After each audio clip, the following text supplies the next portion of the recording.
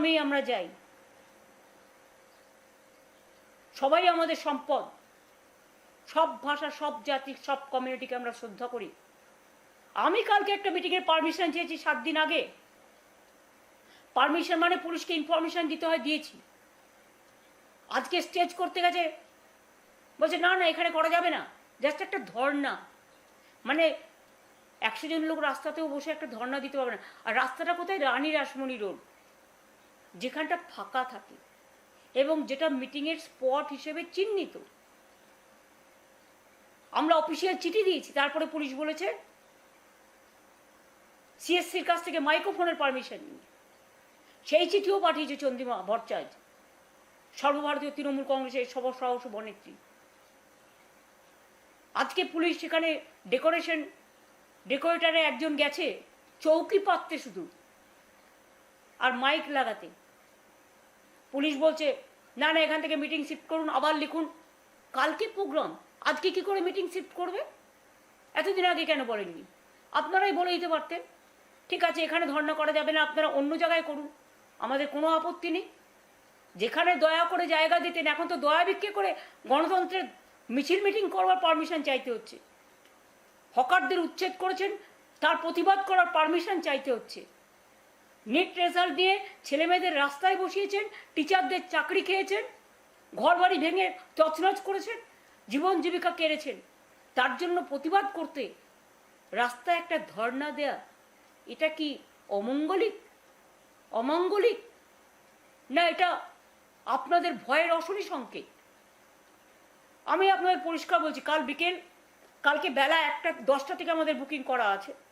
Naturally সব arrangement করতে হবে। 1টা থেকে সবাইকে বলবো আসতে। পুলিশ যদি আমাদের পারমিশন না দেয় স্টেজ করার, মাইক লাগানোর, কোনো দরকার নেই, আমরা কিচ্ছু চাই না। আমরা রাস্তায় বসবো, রাস্তায় বসার লোক আমরা। ধর্ণাটা হবে।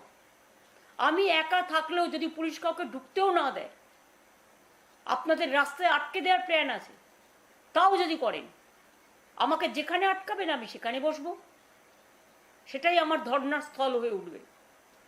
আর আপনারা যদি গ্রেপ্তার করেন করুন। আমার তো প্রায় 10,000 ছেলে মেয়ে গ্রেপ্তার হয়ে আছে শুনেছি আমি, আরও থ্রেট আছে সবার।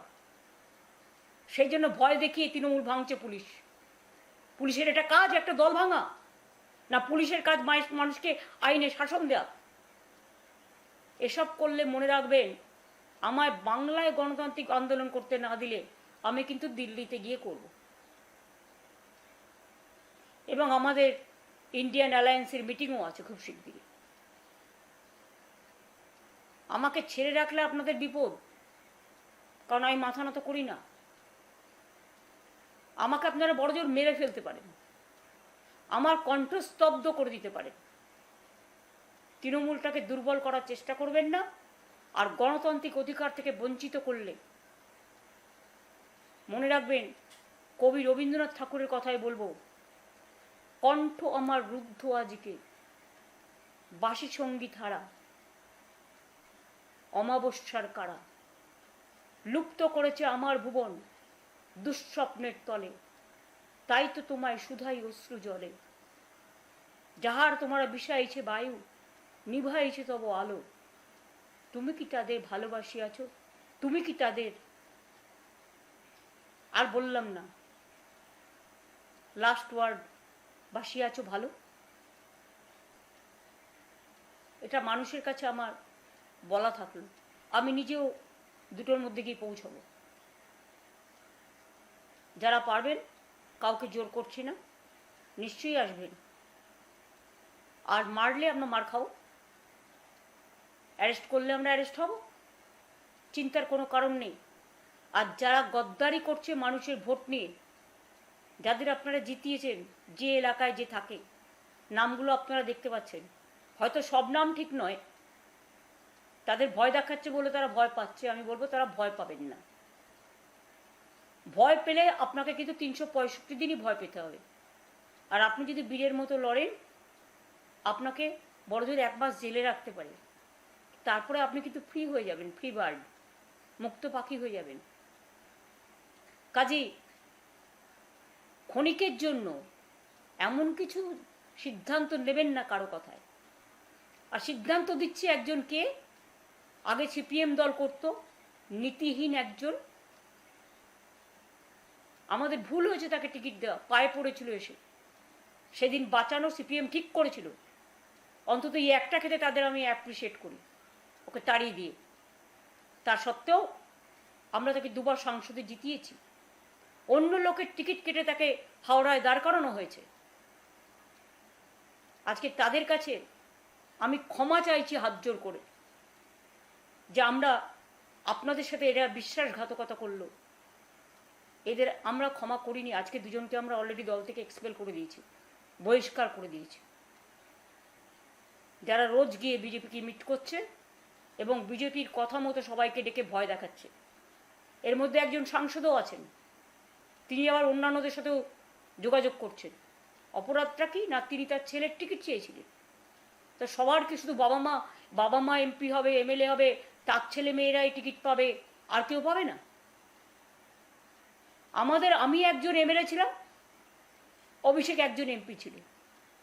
আমাদের এত বড় পরিবার, প্রায় 50 জন আমাদের পরিবারের মেম্বার আছে। আর এক একটা পরিবারে তো 4 ভাই এমএলএ এমপি হয়েছে। সেগুলোর কৈফিয়ত কে দেবে? তাও হ্যাঁ, পার্টি যদি মনে করতো নিশ্চয়ই দিত। যেখানে দল সিদ্ধান্ত নিয়েছে, আপনি দলের এমপি হয়েছেন দলের সিম্বলে, আর আজকে আপনি দলের বিরোধিতা করলে, আপনি যদি সেন্ট্রাল ফোর্স চেয়ে কারো কাছে অ্যাপ্লাই করেন, তাহলে আপনাকে দলে রাখার কি দরকার? সে দল সিদ্ধান্ত নেবে। আমাদের ডিসিপ্লিনারি কমিটি আছে, আজকের সিদ্ধান্ত ডিসিপ্লিনারি কমিটি নিয়েছে, আমি নিইনি। সুতরাং দল তার নিয়ম মতো চলবে, নিয়ম মানবর্তিতাও নিয়ে চলবে। আর আমি এটাও শুনেছি, বিজেপি নির্বাচন কমিশন অ্যাক্ট দিয়ে যেমন লজিস্টিক্যাল ডিসক্রিপেন্সির নাম করে, এসআইআর এর নাম করে মানুষকে উচ্ছেদ করেছেন। সুপ্রিম কোর্ট কিন্তু একটা অর্ডার দিয়েছেন যে ভোটাধিকার নেই বলে সে নাগরিক নয়, এটা তাকে প্রমাণ করা যাবে না। এটা অনধিকার চর্চা। যে ইলেকশন কমিশন সবচেয়ে বেশি ভিলেনের পাঠ করেছেন, গণতন্ত্রকে লজ্জিত করেছে, ধর্ষিত করেছে, কলঙ্কিত করেছে, কুৎসিত করেছেন, শুধু নিজের পরিবারের সবাইকে আইপিএস আইএস প্রমোশন দেওয়ার জন্য। এ রেকর্ড আমাদের কাছে আছে সব। তাও বলি, আপনাদের পরিবার ভালো থাকুক, কিন্তু অন্য পরিবারগুলোকে আঘাত করার চেষ্টা করবেন না। আর তৃণমূল ভাঙার জন্য আপনি বসে বসে আপনারা ড্রাফট করে দিচ্ছেন, এটাও আমি শুনছি। কোনো লাভ নেই, চ্যালেঞ্জ হবে এবং এই চ্যালেঞ্জে আমরা জিতবো, আপনারা হারবেন। কারণ আজ তো কুরেশির মতো নির্বাচন কমিশনার নেই, আজ তো গিলের মতো নির্বাচন কমিশনার নেই, আজ তো যিনি নো আইডি নো ভোট করেছিলেন আমাদের আন্দোলনের ফলে, তিনিও নেই। আজকে হচ্ছেন পকেট, গেরুয়া পকেট। কাজে আপনার কাছ থেকে এর থেকে বেশি আশা করা উচিত নয়। আমি বিচারের দাবিতে মানুষের জন্য গেছিলাম কোর্টে, অর্ধেক মানুষের নাম তোলা হলো না। আপনারাই কিন্তু ইচ্ছা করে নামটা তুলতে দিলেন না। ট্রিব্যুনালের যিনি চেয়ারম্যান, অ্যাডজুডিকেশনের দায়িত্ব যাদের সুপ্রিম কোর্ট দিয়েছিল, তিনি রিজাইন করে চলে গেছেন। এটা কোর্টে আবার মামলা উঠবে, তখন আমরা দেখব। আমি নিজেও যাব। আমি সেদিনকে হাইকোর্টে গেছিলাম, আমাকে আপনারা ধাক্কা দিতে দিতে মারতে মারতে হাইকোর্টে যাতে আমি যেতে না পারি। কালকে কল্যাণকে মাথা ফাটিয়ে দিয়ে মারতে মারতে বলেছেন ওকালতি করা বন্ধ করে দেবো। এত বড় সাহস! ডাক্তারদের বলছেন চিকিৎসা করতে দেবো না, উকিলদের বলছেন ওকালতি করতে দেবো না, বাচ্চাদের বলছেন পরীক্ষার রেজাল্ট ক্যান্সেল, আবার নতুন করে পরীক্ষা দাও, টিচারদের বলছেন আবার বসো পরীক্ষায়, আবার ইন্টারভিউ বসো। সবার রুজি রোজগার কেড়ে নিচ্ছেন। এইভাবে চলবে? ভাবুন, ভেবে দেখুন। ভেবে দেখার সময় দিলাম। আশা করি আইনের শাসন বলবৎ করবেন। এর থেকে বেশি আমার পক্ষে আজকের দিনে বলা সম্ভব নয়। কালকে আমি ধর্নায় যাব, বাদবাকিটা বলবো। এরপর আমি একটু জাস্ট 2 লাইন হিন্দিতে বলে দেবো, কারণ আমাদের মেसेजটা যাতে हिंदी এবং इंग्लिजीতে जाए। मेरे को बहुत दुख हुआ इसी के लिए। वो लूट किया, वोट काउंटिंग फोर्सफुली लूट किया, हमको भी लूट करके हराया, इसके लिए मेरे को दुख नहीं है, वो हम फाइट करके लेंगे। लेकिन आप सुन लीजिए देशवासियों, ये जो बीजेपी पार्टी है क्या कर रहा है? हमारा 2500 पार्टी ऑफिस तोड़ दिया, हमारा 10,000 का करीब वर्कर को अरेस्ट किया, हमारा हॉल पंचायत को जाके लूट कर रहा है, ताला लगा रहा है, काउंसिलर को घर से निकाल नहीं देते हैं, फोर्सफुली रेजिग्नेशन कर रहा है, एमपी लोगों को डर दिखाता है, बोलता है पार्टी तोड़ो, पुलिस को देके। उसका बाद बीजेपी का फोन जाता है, पुलिस कहता है एमएलए को अगर आप निकालेंगे तो आपको हम अरेस्ट करेंगे, ईडी आएंगे, सीबीआई आएंगे, आपको घर से हम निकालने नहीं देंगे। और कहते हैं बीजेपी जिसको रिकमेंड किया है, जिसको हम एक्सपेल कर दिया आज पार्टी से, हमारा डिसिप्लिनरी कमेटी, उसको नेतृत्व में जाके आप पार्टी तोड़ो। और इसका पीछा में, पर्दा का पीछा में क्या है? दिल्ली तो है ही जरूर, नहीं तो बंगाल में एक अभिषेक को जैसा आप पिटाया, जैसा मरा, पुलिस का पास पूरा इंफॉर्मेशन था, और लोकल कोई नहीं था, बाहर से आप लेके आया। एक दिन पहले वो लोगों को खाना का पैकेट भेज रहा था, वो वीडियो हमारे पास है। आपने पूरा तैयार किया है बीजेपी स्पॉन्सर्ड टेररिज्म, और अरेस्ट किया किसको? जो तृणमूल कांग्रेस का वर्कर अभिषेक को बचाने गया, एक सांबादिक भी, मीन्स एक प्रेस जर्नलिस्ट, उन्होंने भी अभिषेक को बचाने गया। महिला को भी आप नहीं छोड़ा जो उसको साथ गया था।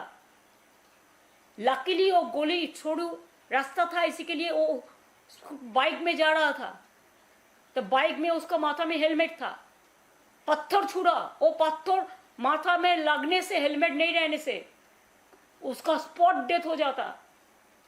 हॉस्पिटल में लेके गया तो फोर्सफुली बीजेपी गवर्नमेंट से फोन गया, पुलिस से फोन गया, कोई एडमिशन नहीं होगा, कोई ट्रीटमेंट नहीं चलेगा।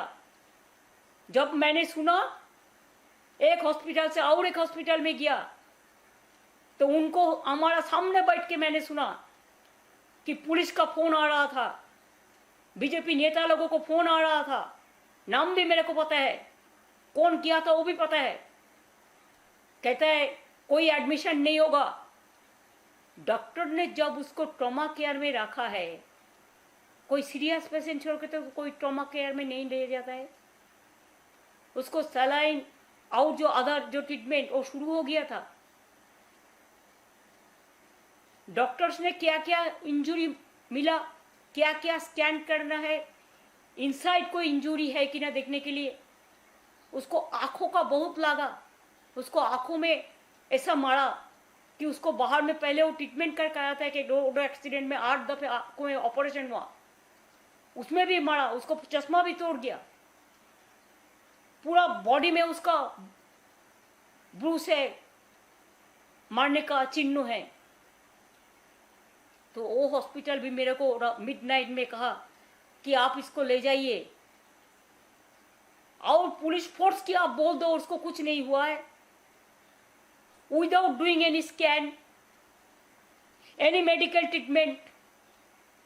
मिडनाइट में एक पेशेंट को हमको सलाइन लेके साथ में बाहर से डॉक्टर ले आके, नर्स सिस्टर ले आके, जो सिस्टर का काम करते हैं, जिसको मालूम है, हमको घर में मेडिकल सेंटर बनाने पड़ा। 3 स्कैन करने के लिए कोई ओपीडी नहीं अलाउ करते हैं, इतना डर में सब है, डरते हैं, सब थ्रेट करता है।